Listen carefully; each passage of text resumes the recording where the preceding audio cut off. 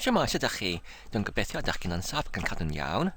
Yn y fideo hwn, dwi'n eisiau i dechrau cyfres newydd ynglyn at sefyllfa ysmalio, neu yn y Saesneg, situation comedy neu sitcom.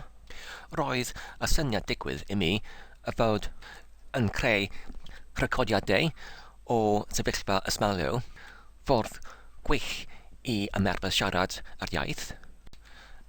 Y syniad yw fyddai hyn yn creu rhyw fath o hwylister o gwmpas yn siarad yr iaith. Ond i wneud hynny, mae angen i mi i dysgu sut i creu sefyllfa ysmalio, neu situation comedy. Wedyn, yn y dyddiau diweddaraf, o'r ni'n yn treulio ychydig o amser yn ychwilio y pwnc yma, drwy darllen erthiglau ar y wefan ac hefyd yn gwylio ar penodau o sioeau fel Friends ar y YouTube, ac roedd ni'n wedi dod o hyd o'r rheolau cyffredinol ynglyn at sut i ysgrifennu neu i greu sefyllfa ysmalio.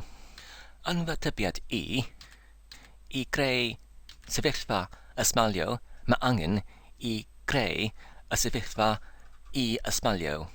Mae'n yn syml fel hynny. Ond sut i wneud hynny? Wel, dwi'n wedi dod o hyd o 4 rheol. Y gyntaf yw, mae angen i fod rhyw fath o cynllun.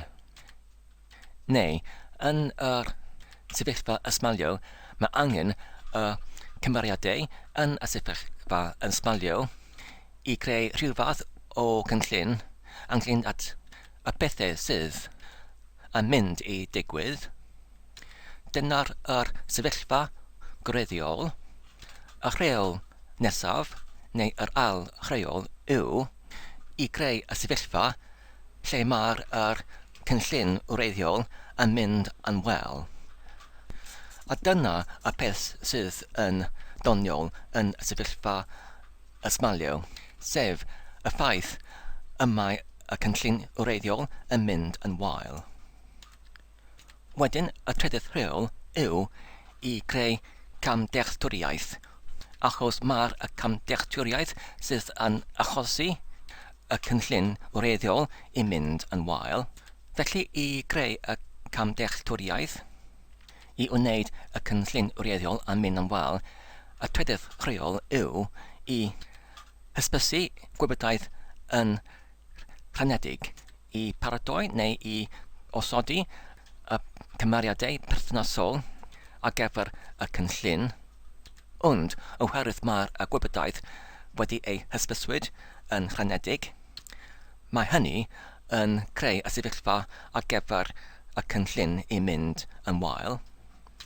Ond yn y lle gyntaf, mae angen iddyn nhw i fod adnabyddus neu hysbyswyd hyd at rhyw fath o lefel neu radd ynglyn at y cynllun wreiddiol. Ac wedyn, y 4th rheol yw, mae angen i creu y camdealltwriaeth sydd yn achosi y cynllun wreiddiol i mynd yn wael drwy'r diffyg o hysbysiad. Oherwydd drwy y diffyg o dealltwriaeth a gwybodaeth, mae y cyfle ar gyfer camdealltwriaeth i godi, a trwy'r godiad o'r camdealltwriaeth, mae'r cymeriadau perthnasol yn cymryd penderfyniadau neu gweithrediadau i achosi y cynllun wreiddiol i mynd yn wael ac yn waeth. Felly, wedi amlinellu y 4 rheol, dwi'n gallu rhoi enghraifft am sut i greu amlinelliall ar gyfer sefyllfa ysmalio, lle mae'r cynllun wreiddiol yn mynd yn wael, ac sut wedyn i creu y comedi allan ohono fe. Wedyn i gyflawni y gyntaf rheol, sef mae'n angen cynllun wreiddiol, y gallwn ni'n creu 2 cymeriad, sef Sarah a Tecwyn. Mae'r Sarah a Thacwyn yn ffrindiau sydd yn cyfrannu fflat gyda ei gilydd. Fe allan fod, enghraifft, cydfyfyriwr yn y prifysgol, neu cydweithwyr yn rhyw gwmni, enghraifft, ond nid ydyn nhw yn eto berthynas gyda'i gilydd.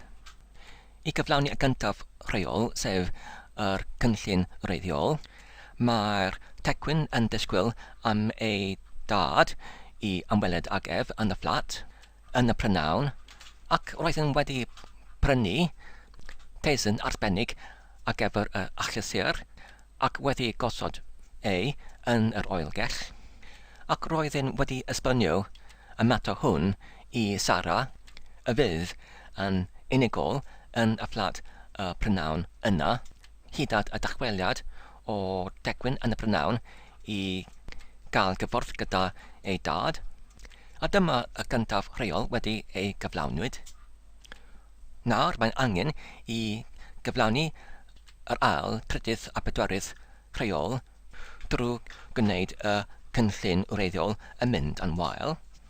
Yn y ganol y prynawn, roedd rhyw gweithwr dyn yn chwilio am y cyfeiriad ar gyfer ei client yn gamwededig gyrraedd at y drws o'r fflat Sarah a tecwyn ac cylchorth ar yr cloch drws.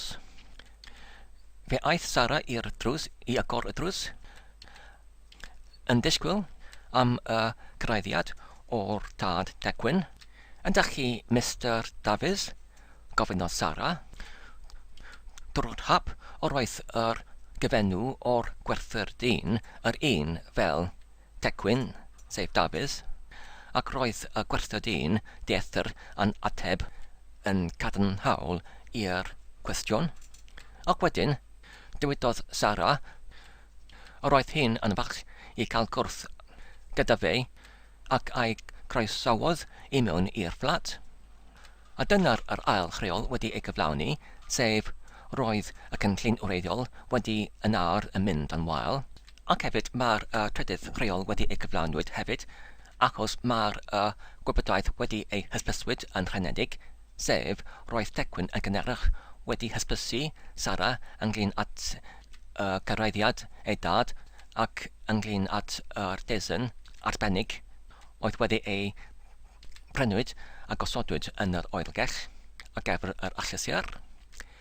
A dyna'r pedwerydd rheol wedi ei gyflawnwyd hefyd, achos drwy'r diffygion y wybodaeth, sef roedd y gwerthwr dyn dieithr yn yr cyfeiriad angywir, ac roedd Sarah wedi ei gymryd fel tad tecwyn. Roedd y cynllun wreiddiol wedi mynd yn wel drwy'r camdealltwriaeth. Wedyn, mae'r Sarah yn gwahodd y dyn dieithr i mewn i'r fflat, ac roedd hi'n yn gwahodd ef i eistedd i lawr. Wedyn, arosysant nhw hanner awr ar gyfer tecwyn i dachwelyd, ond ni dachwelodd ef. Felly, aeth Sarah i mewn i'r gegin i'r orgell i gerchu'r y tesyn arbennig, ac roedd hi'n yn cynnig y tesyn yna i'r dieithr dyn a gwerthwr. Ac wedyn, roedd tecwyn yn cyrraedd yn y fflat, ond doedd ei ddim yn uniongyrchol deall beth oedd yn digwydd. Meddyliodd fe roedd y dyn dieithr gwestai arbennig o Sarah, ac roedd tecwyn yn eithriadol yn foesgar i'r dieithr dyn, ond wedi ambell o sgwrsio, roedd tecwyn yn darganfod roedd y dyn hynny yn dieithr i Sarah, ac roedd Sarah yn darganfod roedd y dyn hynny yn dieithr i tecwyn hefyd. A dyna y sefyllfa ysmalio sydd yn doniol, ac wedyn roedd angen i'r dieithr dyn gwerthwr i esbonio sut oedd ac ar y foment hynny roedd tad Tacwyn yn cyrraedd yn y fflat. Mae'r sefyllfa ysmalio hon yn diweddu yn hapus drwy'r Sara ymddihero i Decwyn ac i dad Dacwyn ac i'r diethardyn gwethwr, ac hefyd gyda'r diethardyn yn ymddihero i Sara ac i diolchi iddi hi ar gyfer y desyn. Ac wedyn mae'r diethardyn gwethwr yn gadael, ac oherwydd mae'r desyn yn yr oergell wedi ei bwytawyd, mae'r Sara, Decwyn a dad Decwyn yn penderfynu i mynd i gaffe leol ar gyfer te prynawn.